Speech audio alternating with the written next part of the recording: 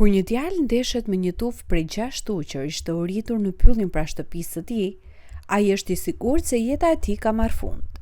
Por gjërat papritur marrin një kthes tjetër dhe historia përfundohet në një mënyrë shumë të papritur. Thomas thiri emrin e qenit të tij, por nuk mori përgjigje. Lucky kishte zgjedhur kohën më të keqe të ditës për të luajtur fshehurazi. Ishte pothuajse ora 9 e natës dhe Thomas dhe Lucky, qeni i tij, ishin të vetmit në shtëpi. Prindërit e tij kishin një emergjencë dhe kishin besuar atij të qëndronte brenda, por Lucky kishte plane të tjera. Kur Tom nuk po shikonte, ai u hodhi jashtë shtëpisë dhe hyri në pyll ku banonin ujqërit. Ai nuk mund ta braktiste qenin e tij të varfër dhe kështu shkoi në kërkim të tij me vetëm një elektrik dore të vogël. Ai thiri Luckyn, por nuk mori përgjigje. Papritur në të majt, ai dëgjoi atë duke lehur vazhdimisht. Edhe pse ende nuk mund ta shinte, ai dëgjoi tmerri në zërin e tij. Tom vrapoi derisa arriti në një hapësirë të hapur, kur pa Luckyn të mbështetur kundër një peme, duke lehur në hapësirën boshe, me sy të zgjeruar dhe duke shikuar sa andej këndej. Tom u udhua dhe vrapoi te qeni i tij, duke i mbajtur surratin kundër shpatullës dhe duke pyetur se çfarë kishte. Lucky u lëriu dhe fshiu fytyrën në qoshen e shpatullës së Tomit. Tom do të fliste sërish kur dëgjoi një ulërim, disa ulërima. Gjaku i Tomit ja tha nga fytyra ndërsa i dridheshin shpatullat. Pylli ishte i errët, por edhe ai mund të shinte sytë e verdhë që shkëlqenin në errësirë. Ujqërit i kishin gjetur dhe nga pamja e tyre, planifikonin ta bënin Luckyn darkën e tyre, dhe Tom sapo u shtua në menu. Ujqërit u afruan duke dal nga pas pemëve dhe ishin 6 prej tyre duke i rrethuar. Tom dridhe si gjethe ndërsa u ngri dhe vendosi Luckyn pas tij, duke mbajtur sytë të ujqërit. Ai lëshoi elektrikun e dorës, u përkul dhe mori një deg të vogël peme nga toka. E pozicionoi shkopin përpara tij dhe filloi ta tundte për të trembur ujqërit. Fatkeqësisht, ata nuk u trembën. Vazhduan të afroheshin duke lëshuar përshtym dhe ulërima ndaj dyshes. Djersët shpërthyen në ballin e Tomit. Ai vazhdoi të tundte shkopin, por një nga ujqërit u hodh drejt tij dhe kapi me dhëmb. Ai tundi kokën dhe kapja e Tomit në shkop u dobësua. Me një kthes të kokës, ujku e hodhi shkopin jashtë mundësive të tij. Tom gëlltiti nyje në fund. Ishte aq i frikësuar sa djaloshi filloi të qante, ndërsa humbi çdo shpresë për të dalë gjallë nga situata. Megjithatë, një nga ujqërit papritur ndaloi së ulërituri. Ai shikoi me vëmendje te Tom, duke studiuar nga afër. Djali ndaloi së qari kur vuri re ujkun e heshtur që e shikonte. I duke e çuditshme që ai ishte i vetmi që ndaloi të ishte agresiv ndaj tij, sidomos duke qenë se ishte ujku më i madh nga të 6 dhe ndoshta udhëheqësi i tufës. Por kjo nuk ishte e vetmja gjë që vuri re. Drita nga elektriku i dorës i harruar në tokë i lëshojoi të shinte pallton e ujkut. I duke shumë e njohur Tomit.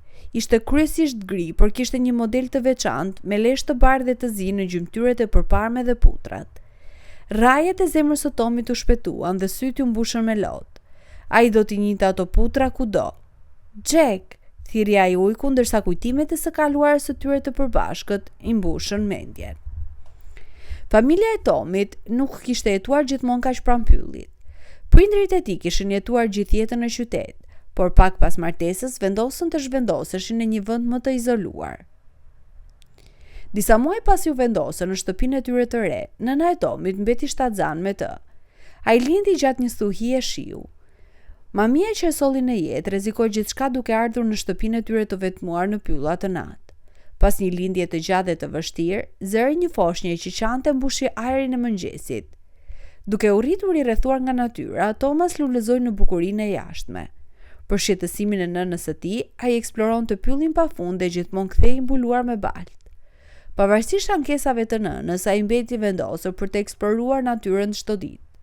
Udhëzimi vetëm i papait të tij ishte që të mos shkonte në pyll natën. Në një nga këto udhëtime në pyll, Tom hasi në një pamje të çuditshme. Ai ishte 4 vjeç në atë kohë dhe tashmë ishte shumë i njohur me pyllin.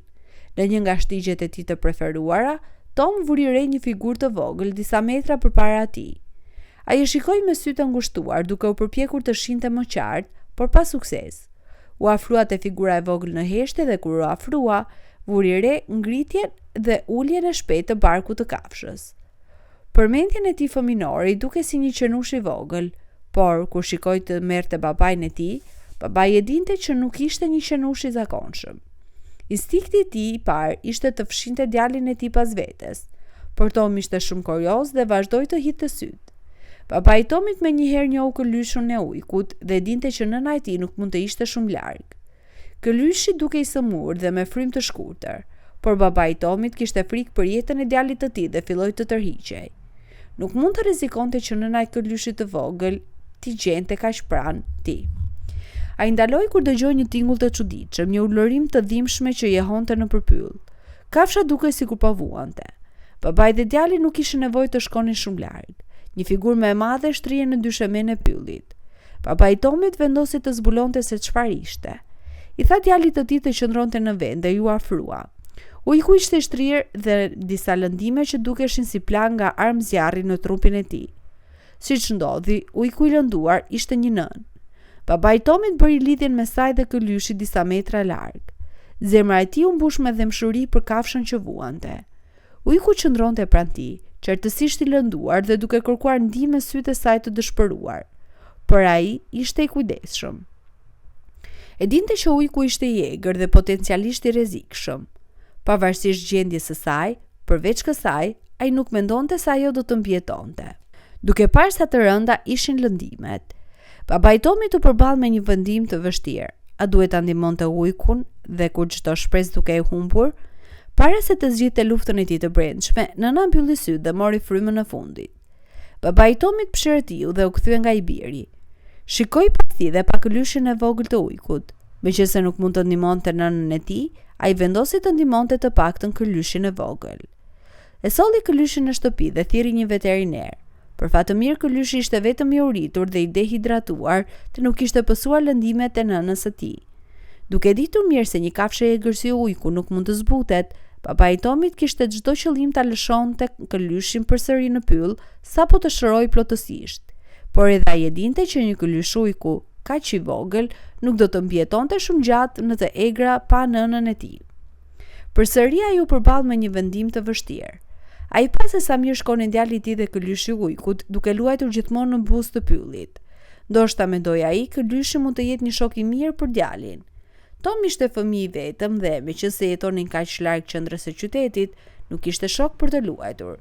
Kështu, ai zgjodhi ta linte këlyshin të qëndronte. Por ende dinte që kur instinktet e tij të egra dhe natyra e kafshës do të bëshin shumë të forta për të injoruar, ai do të duhej të largohej. Tom mirëpriti këlyshin e ujkut në shtëpinë e tyre dhe i quajti Jack. Jack ishte një model unik pellushi dhe putrat e tij ishin një kryqëzim interesant i zis dhe së bardhës. Ishte shumë energjik dhe madje një fëmijë si Tom mezi mund t'i mbante hapin. Jack shpejt u bë një antar i dashur i familjes. Lidhja e tij me djalin e vogël u bë më e fortë sa më shumë kohë kalonin së bashku, veçanërisht gjatë aventurave të tyre në pyllin aty pranë. Jack kaloi disa muaj me familje dhe po rritej në madhësinë atë që dukej si bazë javore. Edhe pse u përpoqën ta zbutnin, ishte e qartë se Jack nuk ishte si kafshët e tjera shtëpiake. Instinktet e tij të egra e bënin të ndryshëm, duke i kujtuar familjes natyrën e tij të vërtetë. Ndërsa Jack u rrit, ata duhet të ndërtonin një stret të vogël jashtë për të që të flinte natën, sepse nuk mund të futej më brenda në shtëpi, dhe sinqerisht, të kishin rreth natës nuk ishte më e sigurt. Një ditë xhaxha i Tomit erdhi për vizitë. Fatkeqësisht ai ishte një huaj për Jackun, gjë që e bëri atë të jetë në gatishmëri. Ai u lëriu ndaj xhaxhait të Tomit duke mos e lejuar të kalonte derën e përparme. Kur burri u përpoq të hynte me forcë në shtëpi, Jack e kapi ashpër në kërcirin e këmbës. Burri bërtiti dhe ra në tokë duke mbajtur këmbën. Ai u dërgua me shpejtësi në spital dhe kur u kthye në shtëpi, këmbguli që Jack të vritej. Duke dëgjuar se çfarë po planifikonin të rriturit të bënin me mikun e tij të dashur, Tom vrapo jashtë për të hapur strerën e Jackut. Ai bëri shenjë të dilte nga shtëpia e tij, e cila tashmë po bëhej shumë e vogël për të, dhe udhëzoi drejt buzës së pyllit. Tom i bëri shenjë të largohej, por ujku lëriu dhe vazhdonte të afrohej. Tom dëgjoi zëra pas tij dhe e dinte që po vinin. Jack vazhdonte të afrohej, duke u përpjekur të fërkonte hundën me të. I theu zemrën e vogël Tomit dhe ishte mizor me mikun e tij, por e dinte që nuk do të largoj lehtë, kështu që hodhi gur ndaj Jackut dhe me një shikim të fundit, ai më në fund u kthye dhe vrapoi në pyll. Kur të rriturit e gjetën, ujku kishte ikur prej kohësh. Thomas ndiu një trishtim të thellë kur Jack u largua. I dukej sikur zemra ishte bërë shumë e madhe për krajorin e tij dhe qante pothuajse çdo natë. Për ta bërë të ndiej më mirë, prindërit e Tomit I dhanë një qenush si dhuratë, duke shpresuar se do të ndihmonte të mbushnin boshllëkun e lënë nga Jack.